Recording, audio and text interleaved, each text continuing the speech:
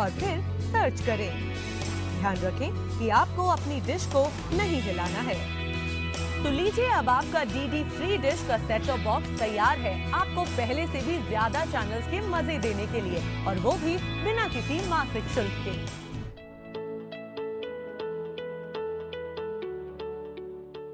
फेरों के लिए खड़े हो जाइए। शादी का ख्याल आए तो सपनों से निकलकर शादी.com पे आए। Download now.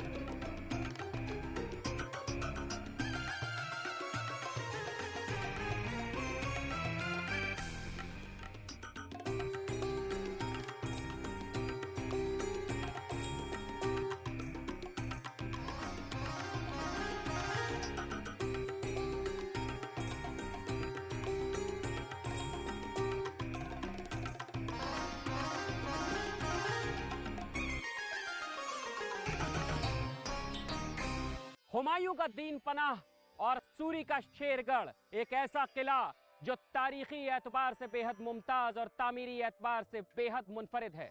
सारे जहां में धूम के इस एपिसोड में आज बात करेंगे दिल्ली के पुराने किले की।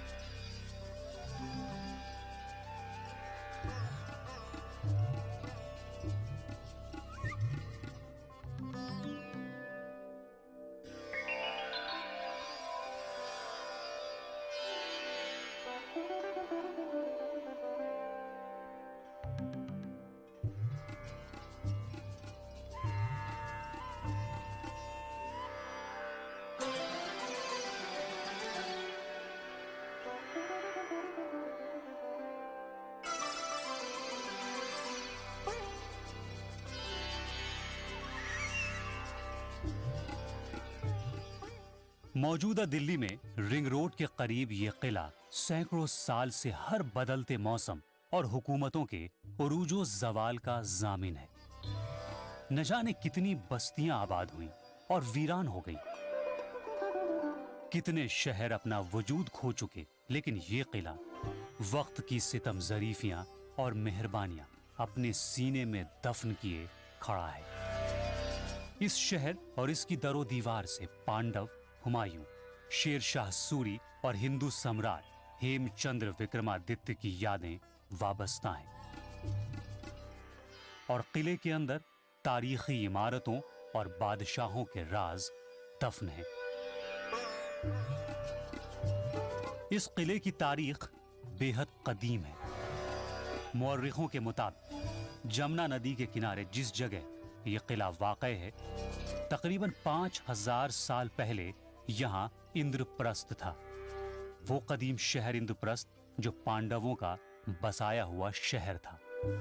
हालांकि तारीख के मुताबिक इसके कोई मुस्तनद सबूत तो नहीं मिलते, लेकिन ये राय आम है कि यहां इंद्रप्रस्थ शहर हुआ करता था। 1554-55 और फिर 1973 के दरमियान खुदाई के दौरान कुछ वाकयात ऐसे मिले जिससे अंदाजा लगाया जा सकता है कि यहाँ इंद्रप्रस्थ रहा होगा। हमें ये मालूम है कि मिडीवल इंडिया में, ख़ास के मुग़ल इंडिया में, ये बात लोगों को मालूम थी और ये आम तौर से कही जाती थी कि दिल्ली के पास ही इंद्रप्रस्थ वो जगह है जो पांडवों से मुंसलिक है। वहाँ किला था या नहीं ये तो किसी को नहीं मालूम, लेकिन ये ज़रूर हमें मालूम है कि जिस जगह पे शेर शाह ने अपना किला बनाया, शेरगढ़ जिसे किला कोहना या पुराना किला कहते हैं, ओल्ड फोर्ट कहते हैं, वहाँ पे इंद्रप्रस्थ था, इसका कहीं एविडेंस नहीं मिलता। ये ज़रूर है कि उसके पास ही कहीं पे था। कुछ लोगों का तो कहना है कि नदी के उस पार था, कुछ का कहना है कि नदी के इस पार था, लेकिन ये कहीं से साबित नहीं होता है, या एक्सकेवेशन से या लिटरेरी सोर्स से, कि जिस जगह शेर शाह ने अपना किला और शहर बनाया उस जगह किसी ज़माने में इंद्रप्रस्थ नाम का किला था। पुराने किले के बारे में कई लेजेंड्स हैं। एक लेजेंड ये भी है कि इंद्रप्रस्थ पांडवों के ज़माने में यही इंद्रप्रस्थ था, यहीं पांडव रहा करते थे। लेकिन ये सब लेजेंड्स हैं, इनका अपना महत्व होता है, सांस्कृतिक महत्व होता है, लेकिन इतिहास इससे अलग होता है। इतिहास हमें ये बताता है कि यह किला शेरशाह ने बनाया था। मुगल बादशाह हुमायूं के दौर में इस किले का जिक्र मिलता है। 1533 ईस्वी में हुमायूं ने किले की तामीर करवाई थी और इसका नाम रखा दीने पनाह। लेकिन हुमायूं को यह किला ज्यादा दिनों तक रास नहीं आया और 1540 ईस्वी में सूरी हुकूमत के बानी शेर शाह सूरी ने दीने पनाह पर हमला कर दिया। जंग में हुमायूं को शिकस्त मिली। शिकस्त खोर्दा हुमायूं को जिला वतन होना पड़ा और साथ ही किले पर शेर शाह का कब्जा हो गया।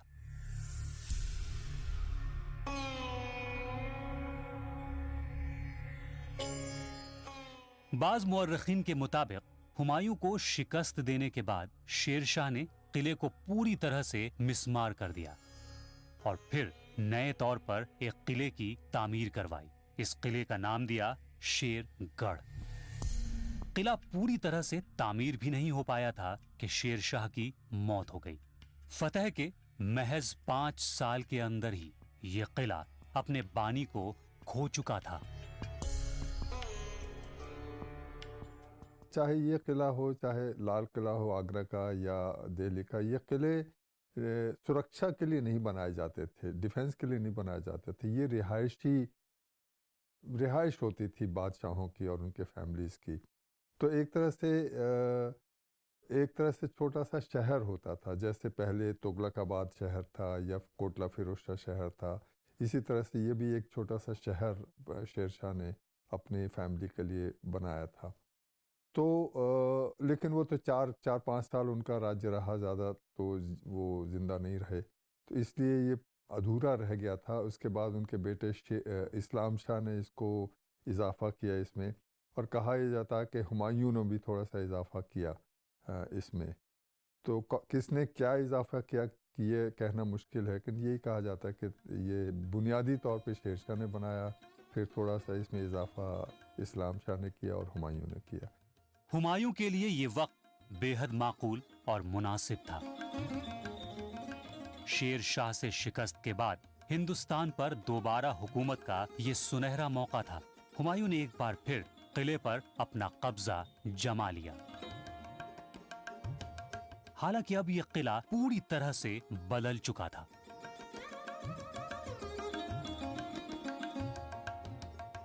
इस किले की चार दीवारी तकरीबन 1.5 किलोमीटर तक फैली हुई है।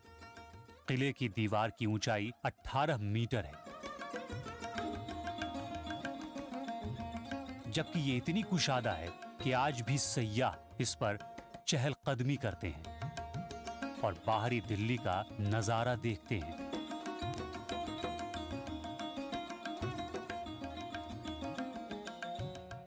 दीवारों पर जगह जगह क्वार्टर बने हुए हैं, जहां हिफाजती दस्ता रहा करता था।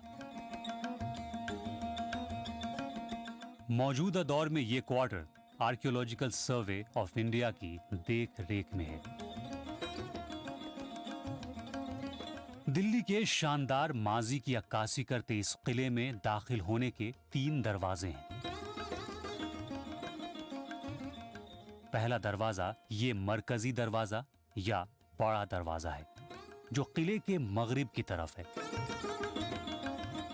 किले में दाखिल होने के लिए आज भी इस दरवाजे का इस्तेमाल होता है। दूसरा दरवाजा हुमायूं का दरवाजा कहलाता है, जो किले के जुनूबी हिस्से में खुलता है। मुअर्रिखीन के मुताबिक इस दरवाजे की तामीर हुमायूं ने करवाई थी, जबकि बाज मुअर्रिखीन की ये राय है कि चूंकि यहां से हुमायूं का मकबरा साफ नजर आता है, इसलिए इसे हुमायूं दरवाजा कहा जाता है। किले का तीसरा दरवाजा शुमाल की जानिब है।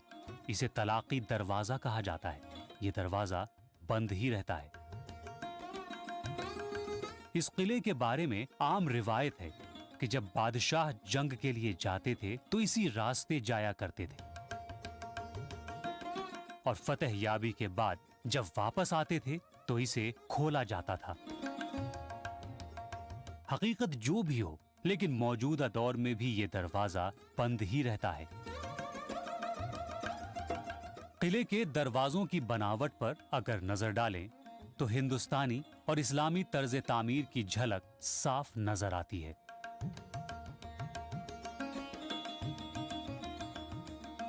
दरवाजों को 2 सुतूनों के सहारे खड़ा किया गया है।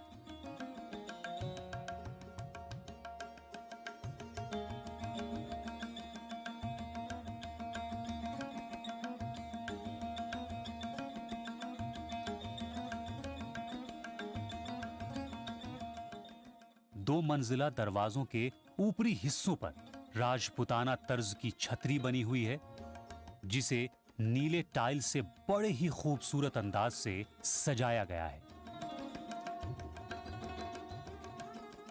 किले में जब आप दाखिल होंगे तो इसके मरकज में आप एक बेहद दिलचस्प और मुनफरिद इमारत देखेंगे। यह इमारत है शेर मंडल। इस इमारत की तामीर शेरशाह ने कराई थी। इस 2 मंजिला इमारत के ऊपरी हिस्से में राजपुताना तर्ज पर छतरी लगी हुई है। मुअर्रिखीन के मुताबिक शेरशाह ने शेर मंडल की तामीर तफरीह गाह के तौर पर करवाई थी, लेकिन बाज मुअर्रिखीन ये भी मानते हैं कि इस इमारत की तामीर रसद गाह के तौर पर हुई थी। ये इमारत मुकम्मल ना हो सकी क्योंकि शेरशाह का इंतकाल हो चुका था। 2 मंजिल के बाद ही इस इमारत की तामीर का काम रुक गया। पुराने किले पर फतह के बाद हुमायूं ने शेर मंडल को कुतुब खाने में तब्दील कर दिया। एक रोज हुमायूं इसी कुतुब खाने में थे और अजान की आवाज पर नमाज के लिए जाते वक्त सीने से गिर गए, जिसकी वजह से सर में गहरी चोट आई और 2 दिन बाद हुमायूं की मौत हो गई। हमें जानते हैं कि हुमायूं यहीं से फिसल करके यहाँ से फिर उनकी मौत हो गई थी, यहीं पुराने किले में ही। वो ऊपर जा कर के अपनी लाइब्रेरी में कुछ देख रहे थे तो एकाएक अजान हुई और वो नमाज पढ़ने के लिए वहाँ से उतरे और वहाँ पर फिसल गए और वहीं से फिर उनकी मौत हो गई। ये किला जितना कदीम है उतना पुरअसरार भी है। कुछ लोग तो इसे तिलस्मी किला भी कहते हैं। जिसने भी किला बनवाया या फतह किया उसे रास नहीं आया। ये बेहद दिलचस्प और पुरतजस्सुस हकीकत है।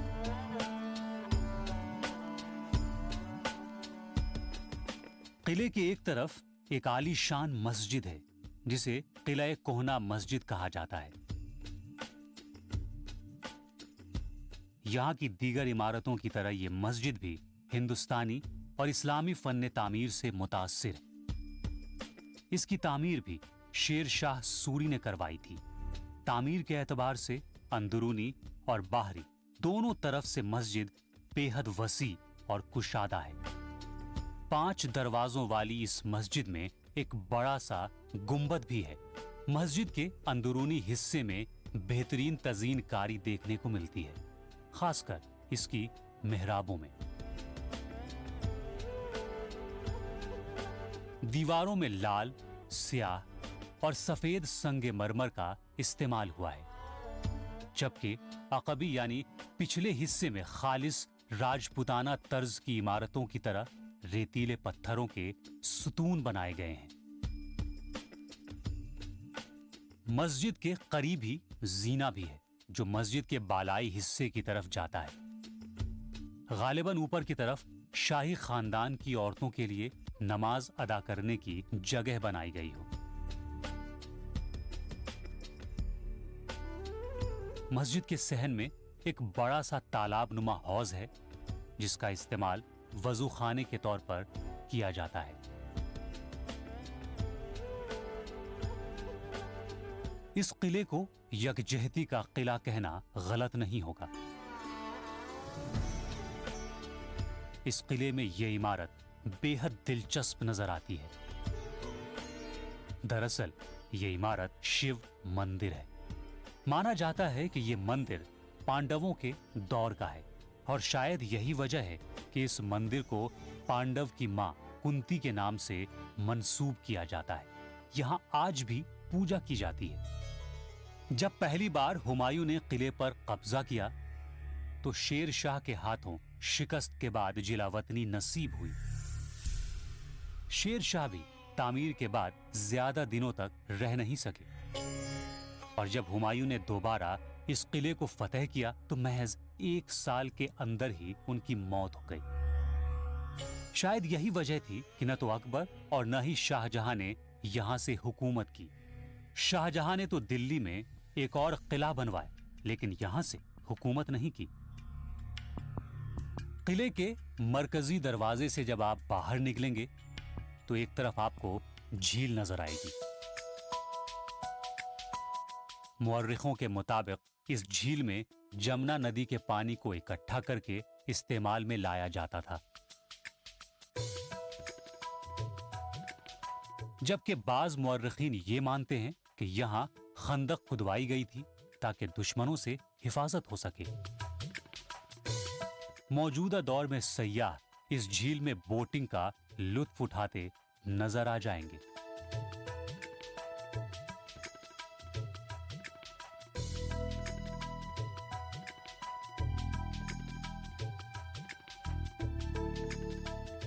थोड़ा आगे बढ़ने पर आपको एक मस्जिद नजर आएगी। ये खैरुल मनाजिल मस्जिद है। इसकी तामीर 1561 ईस्वी में अद्दम खान की मां और अकबर की मुशीर खास महामंगा ने करवाई थी।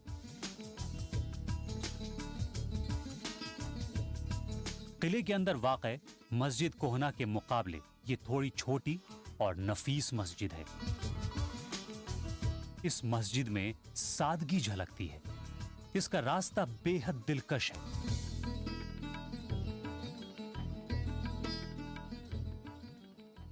मस्जिद के मेहराब में तज़ीन कारी की गई थी, हालांकि अब वो खत्म हो चुकी है। मस्जिद के करीब ही एक मदरसा भी है, जबकि सामने ये है शेर दरवाजा, जिसे लाल दरवाजा भी कहा जाता है। इस दरवाजे की तामीर शेर शाह ने करवाई थी और इसमें लाल रेतीले पत्थरों का इस्तेमाल किया गया है। ये एक शानदार गुजरगाह है।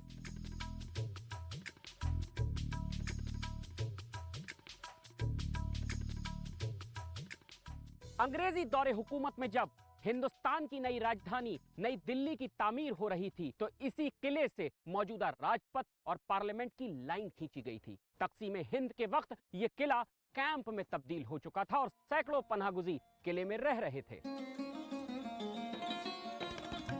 आजादी के बाद कई साल तक पुराना किला यूं ही रहा। 1970 ईस्वी में पहली बार नेशनल स्कूल ऑफ ड्रामा के इब्राहिम अल काजी की निगरानी में यहां ड्रामे शुरू किए गए।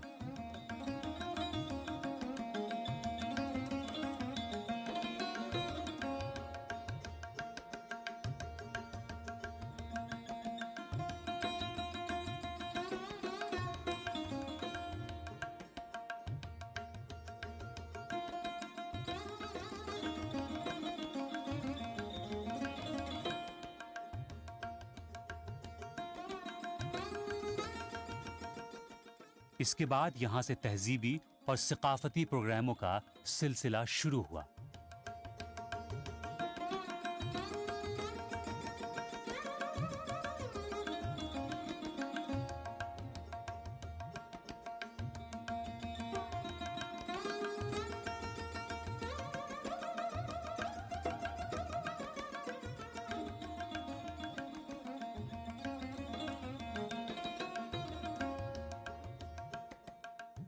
पुराने किले में हर शाम लाइट एंड साउंड प्रोग्राम भी होता है।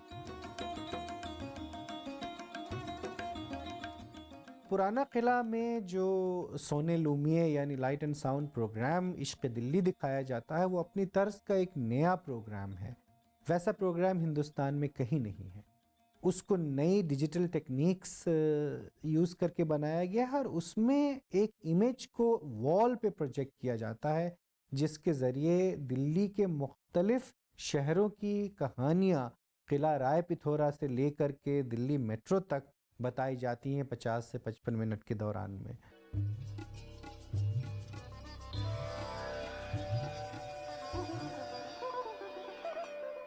लेकिन बदलते वक्त के साथ पुराना किला भी खंडहर में तब्दील होता गया।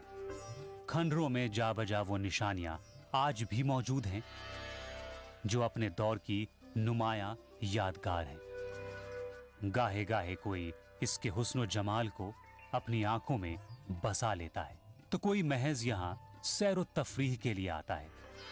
लेकिन ये किला हर किसी के लिए अपने दामन को फैलाए रखता है, और यही इस किले की खूबी भी है और माजी की रिवायत भी।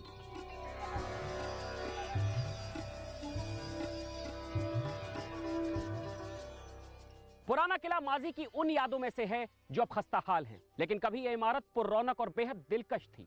ऐसी और भी कई इमारतें हैं जिनकी सैर अभी बाकी है। तो अगले हफ्ते एक और इमारत और उसकी तारीख के साथ रूबरू होंगे। तब तक के लिए सारे जहां में धूम को दीजिए इजाजत। खुदा हाफिज।